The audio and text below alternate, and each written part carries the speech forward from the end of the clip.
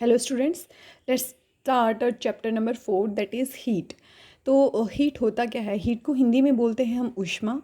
और अगर हम इसको डिफ़ाइन करना चाहें तो कैसे डिफ़ाइन करेंगे? It is a form of energy that is transferred between objects with different temperature. ये क्या होती है? ये एनर्जी की एक फॉर्म होती है।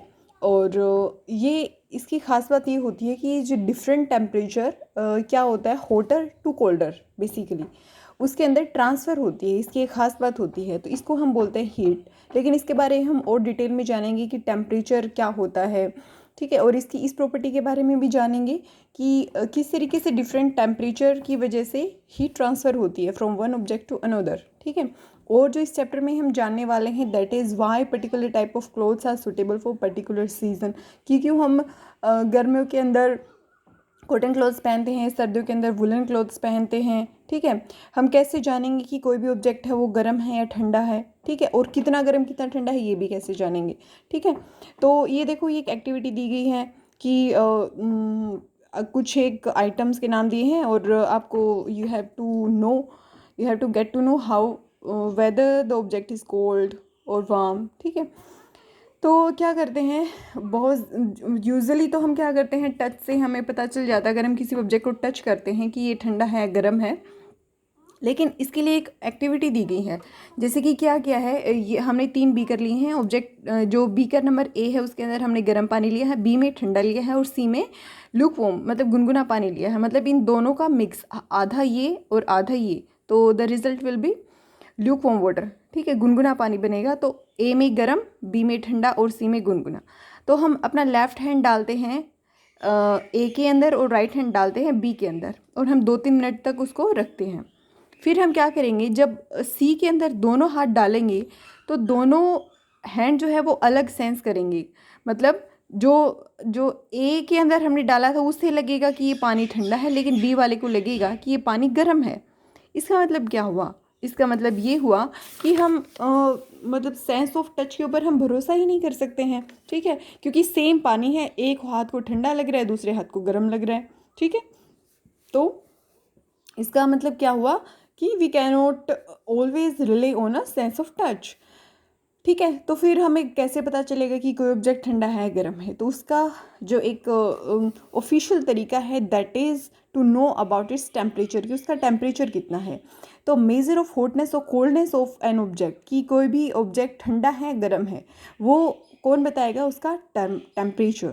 और टेम्परेचर को जिससे हम मेज़र करते हैं उस वो एक डिवाइस होती है पर्टिकुलर, और उस डिवाइस का नाम होता है थर्मोमीटर।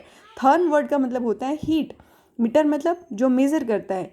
तो हो गया ना थर्मोमीटर।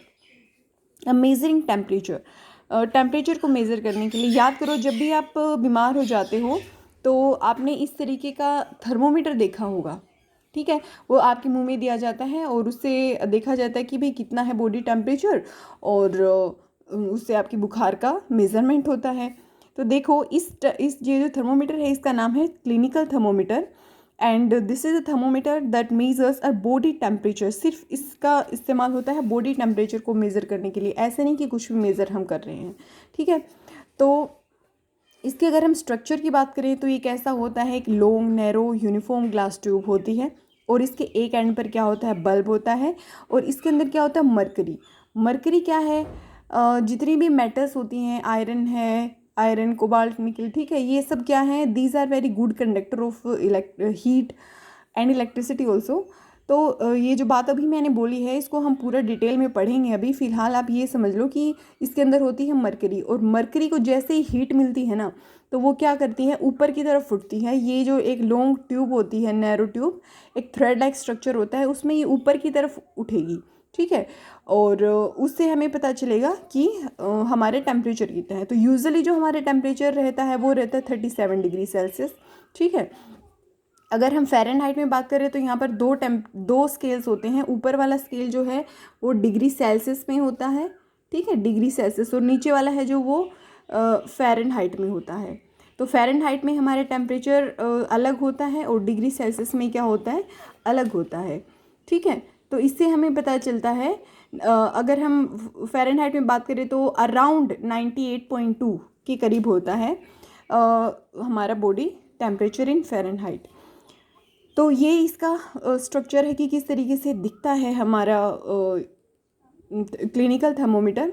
अगर हम मेज़र करना जाने कि हम किस तरीके से मेज़र करेंगे, तो देखो अगर यहाँ पर किसी भी दो उसके बीच में, जैसे कि देखो इसके अंदर इस तरीके से कुछ रीडिंग होती है, जैसे सपोज ये 36 है और ये 37 है, तो अगर इनके बीच में 5 पार्ट्स हैं, 1 2 3 4 एंड 5th ये हो गया, तो ये जो एक जो पार्टीशन है ये कितना मेज़र करेगा, एक पार्टीशन कितना मेज़र करेगा, देखो 5 सेक्शंस है ना, तो एक पार्टीशन कितना करेगा 0.2 डिग्री सेल्सियस को। वहीं अगर इनके बीच में क्या है, अगर 10 पार्टीशंस हैं, जैसे ये 36 है और ये 37 है, तो 1 2 3 4 5 6 7 8 9 10, अगर यहाँ पर 10 पार्टीशंस हैं तो कितना करेगा 0.1 डिग्री सेल्सियस को, ठीक है। 0.1 0.2 0.3 0.4 0.5 0.6 7 8 9 और 10 पर ये कितना आ जाएगा 37 डिग्री सेल्सियस।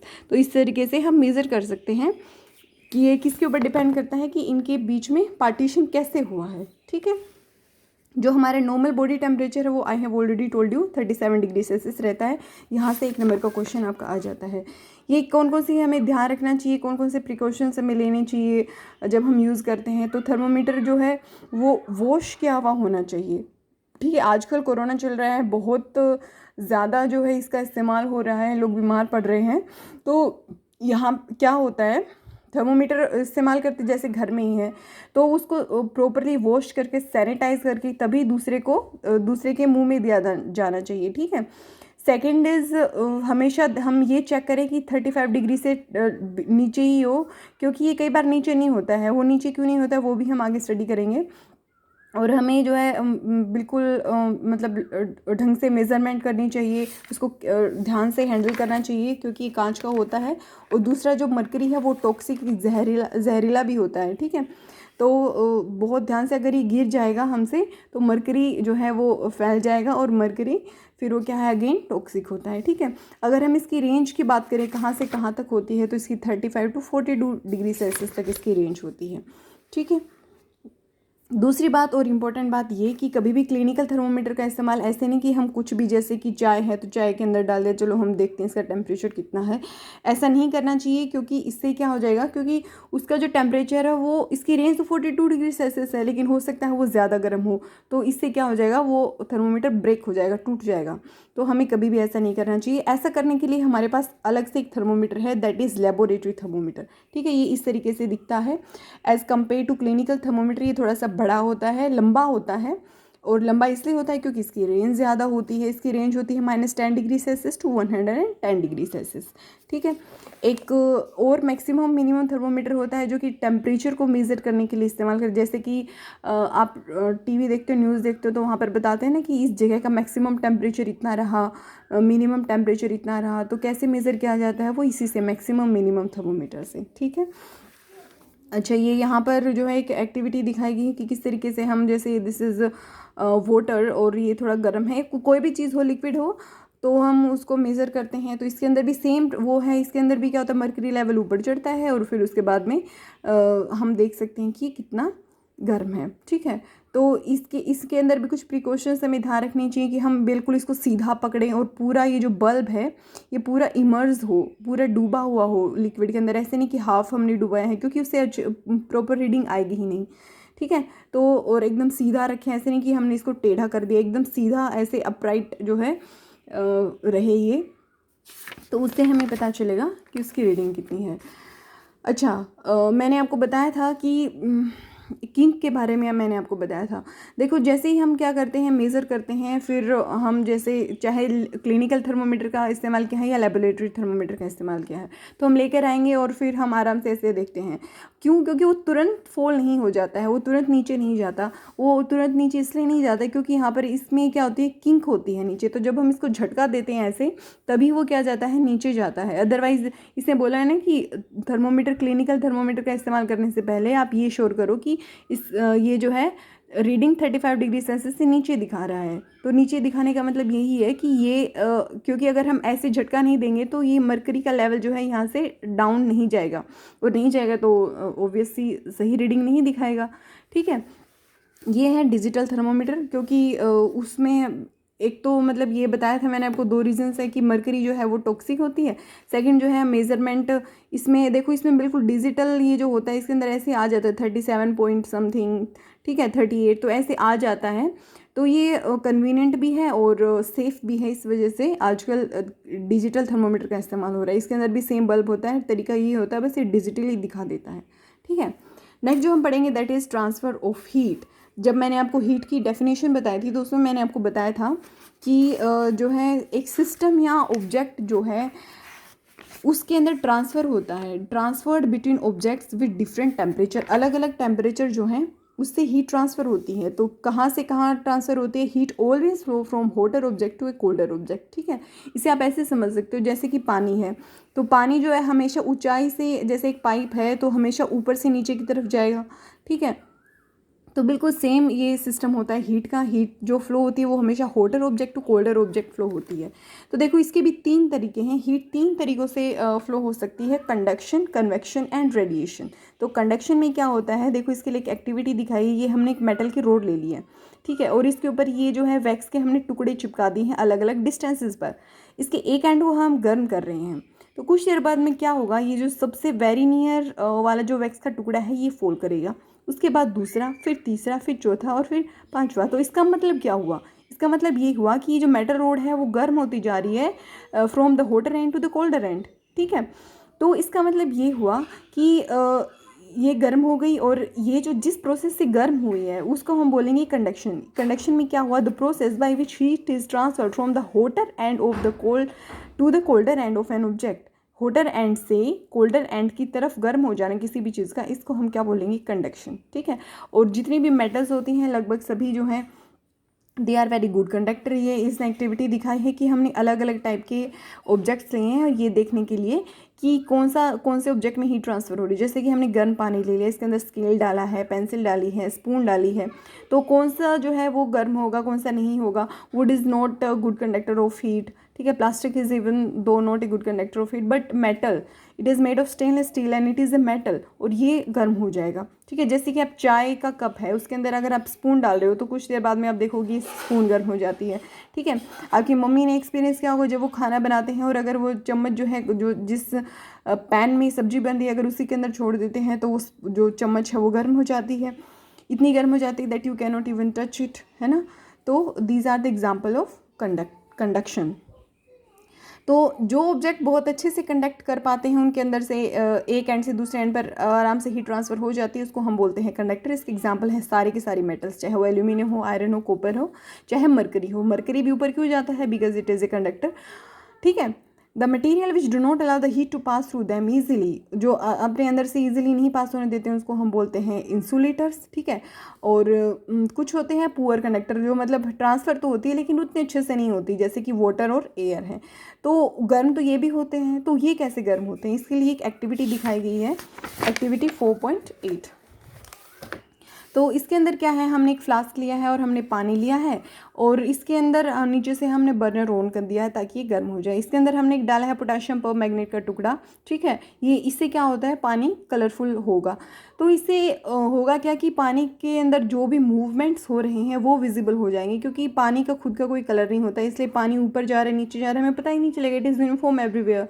तो इसके लिए क्या होता है कि ये पोटेशियम परमैंगनेट डालने से हमें इसका जो मूवमेंट है वो इजीली विजिबल हो जाएगा। तो ये किस तरीके से गर्म हो रहा है, ये second mode of heat transfer से गर्म हो रहा है जिसको हम बोलते हैं कन्वेक्शन, ठीक है। इसके अंदर क्या होता है, हॉट वाटर जो है वो ऊपर की तरफ उठेगा और उसकी जगह लेगा कोल्ड एयर और कोल्ड वाटर, और ये हम इजीली देख सकते हैं with the help of this potassium permanganate. तो ऐसे हमेशा क्या होगा, हॉट यहाँ से इसकी तलहटी पे गर्म हो जाएगा पानी और वो ऊपर उठेगा और उसकी जगह कौन लेगा, ठंडा पानी, और ये मूवमेंट हमेशा चलता रहेगा। इस तरीके से पानी गर्म होता है, ठीक है। नेक्स्ट जो हमने देखा है, हमने एक कैंडल लिया और एक हाथ को हमने इसके ऊपर रखा, एक हाथ को हमने साइड में रखा। तो हम देखते हैं कि ऊपर हमें ज़्यादा हीट लग रही है as compare to the side वाला हैंड। तो ऐसा क्यों होता है, क्योंकि सेम फिनोमिना एयर में भी होता है। जो एयर है वो गर्म होकर ऊपर की तरफ उठेगी और उसकी जगह लेगी कौन, ठंडी हवा।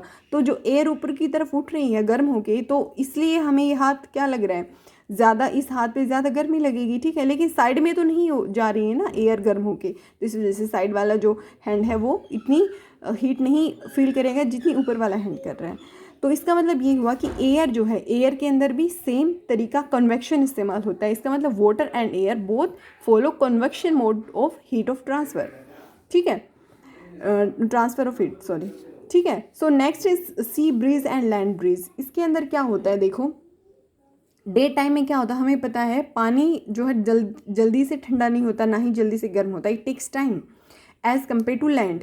तो दिन के टाइम में क्या होता है कि लैंड जो है वो जल्दी गर्म हो जाती है, तो जल्दी गर्म होगी तो इसके ऊपर की जो एयर है वो गर्म हवा जो होती है ना वो हल्की होती है, लाइट होती है, तो गर्म हवा ऊपर उठेगी और उसकी जगह कौन लेगी, आसपास की ठंडी हवा। अब ठंडी हवा किधर है, सी तो ठंडा है ना, तो सी में क्या होगा, सी की तरफ से हवा चलेगी और वो क्या होगा, टूवर्ड्स लैंड की तरफ चलेगी।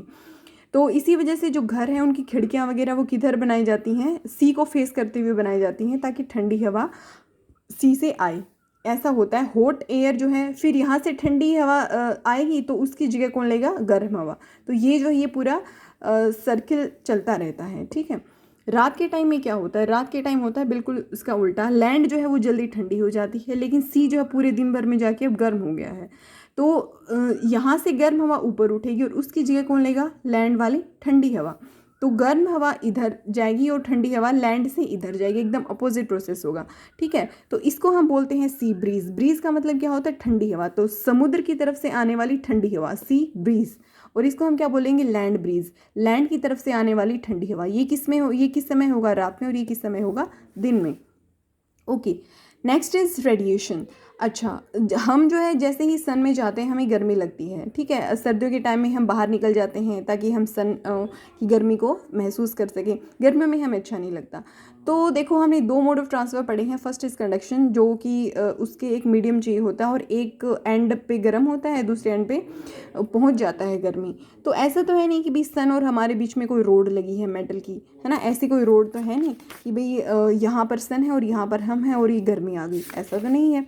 ना ही कोई एयर है, आपको पता है ऊपर वैक्यूम है स्पेस में, ना ही कोई वाटर है। तो हाँ, exactly we are getting the hotness of the heat of sun किस तरीके से हमें मिल रही है। तो ये तीसरा मोड ऑफ न्यूट्रिशन है, तीसरा और लास्ट, दैट इज़ रेडिएशन। इसके अंदर किसी भी मीडियम की ज़रूरत नहीं होती है। होता क्या है बेसिकली, कोई भी जो गर्म चीज़ होती है ना, ऑल द हॉट बॉडीज़ वो रेडिएट करती हैं, वो हीट छोड़ती हैं, ठीक है। क्यों, क्योंकि वही कारण वही है कि hotter object to colder object heat क्या करती है, ट्रांसफ़र करती है।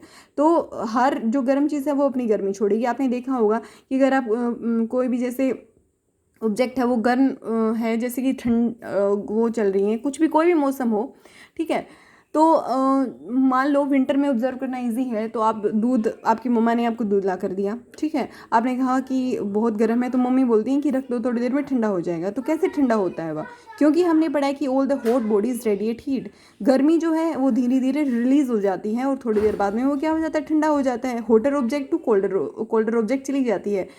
तो जो कोल्डर कौन है, एयर है, आसपास का एनवायरनमेंट है वो ठंडा है, तो इसलिए क्या हो जाती है, हीट ट्रांसफ़र हो जाती है। इस मोड को हम क्या बोलते हैं, रेडिएशन। और इसके अंदर किसी भी मीडियम की ज़रूरत नहीं है, ठीक है, क्योंकि सन और हमारे बीच में कोई भी मीडियम नहीं है, लेकिन फिर भी हीट ट्रांसफ़र हो रही है। तो ये होता है radiation. Next is kind of clothes we wear in summer and winter. हम किस तरीके के कपड़े पहनते हैं। तो समर में हम कैसे कपड़े पहनते हैं, लाइट कलर के, ठीक है, और कॉटन के कपड़े पहनते हैं। तो लाइट कलर के कपड़ों में क्या होता है, देखो इसके लिए हम एक एक्टिविटी से समझते हैं। हम जो है एक पतीला लेते हैं, ठीक है, जो कि ब्लैक पेंटेड है और दूसरा जो है वो वाइट है। तो अगर हम दोनों के अंदर same amount of water, same size of these objects, these pen, और अगर हम इसको धूप में रखते हैं 2-3 घंटे के लिए, 3 घंटे के लिए सपोज हमने रख दिया है, तो जब हम देखेंगे तो इस जो ब्लैक पेंटेड ये पतीला है इसके अंदर पानी गर्म मिलेगा as compare to this one, ठीक है। तो ऐसा ये क्या शो कर रहा है, ये शो कर रहा है कि ब्लैक कलर जो है वो एब्जॉर्ब कर लेते हैं हीट को, ठीक है, और ब्लैक कलर एब्जॉर्ब करते हैं हीट को as compare to the white one. इसी वजह से हम क्या करते हैं, गर्मियों में लाइट कलर के कपड़े पहनते हैं ताकि वो रिफ्लेक्ट बैक कर सकें, ठीक है, वो हीट को रिफ्लेक्ट बैक करते हैं, आती है टकरा के वापस चली जाती है। मतलब करते तो हैं but as compare to the black one ये बहुत कम करते हैं, लेकिन ये जो है मैक्सिमम हीट को खुद के अंदर एब्जॉर्ब कर लेते हैं। इसी वजह से हमें जो है क्या करना चाहिए, हमें डार्क कलर के कपड़े पहनने चाहिए, किसके, कौन से सीज़न में, विंटर सीजन में। ठीक है, देखो ये वही बता रहे, dark surfaces absorb more heat, light colour clothes reflect most of the heat that falls on them. ठीक है, next and last topic is woollen clothes keep us warm in winter. Woollen cloth जो है वो हमें गर्म रखते हैं ठंडी में। होता क्या है कि वूल के अंदर क्या होता है, एयर ट्रैप हो जाती है, एयर फंस जाती है उसके अंदर। तो air is a poor conductor of heat. ठीक है, तो वो क्या करता है, वो एक लेयर बना देती है जो कि हम जो है हम अपनी जो बॉडी से रेडिएट करते हैं हीट को, वो ट्रैप हो जाती, फंस जाती है और वो एक लेयर बन जाती है। ठीक है, जिससे हमें बाहरी ठंडी से बचाव हो जाता है। तो इसी वजह से आपने देखा होगा जितने भी हमने एनिमल्स पढ़े हैं जो कि हमें वूल देते हैं, वो सब के सब कैसे होते हैं, उसके अंदर बहुत ज़्यादा हेयर होते हैं। और हेयर होने का मतलब क्या है कि जितने ही ज़्यादा हेयर होंगे उतनी ही ज़्यादा एयर ट्रैप होगी उसके अंदर। और एयर ट्रैप होंगी मतलब क्या है कि वो एक ब्लैंकेट सी बना लेगी ताकि उसे ठंडी से बचा सके। एक एग्जाम्पल इसने दिया है कि अगर आपके पास एक 1 थिक ब्लैंकेट हो या फिर 2 थिन ब्लैंकेट्स हों, और तो एक केस है जब आपके पास 1 थिक ब्लैंकेट है, दूसरी है जब 2 थिन, 2 पतली पतली ब्लैंकेट्स हैं। तो कौन से केस में, कौन सा केस ऐसा है जो आपको ठंडी से ज़्यादा बचाएगा, तो 2 थिन वाला बचाएगा, क्योंकि इन दोनों के बीच में एक और लेयर एयर की आ जाएगी। ठीक है, तो इस वजह से 2 thin blankets are preferable as compare to 1 thick blanket. ठीक है, so this was all about this chapter. If you have any question, you can ask me. Thank you. Have a nice day.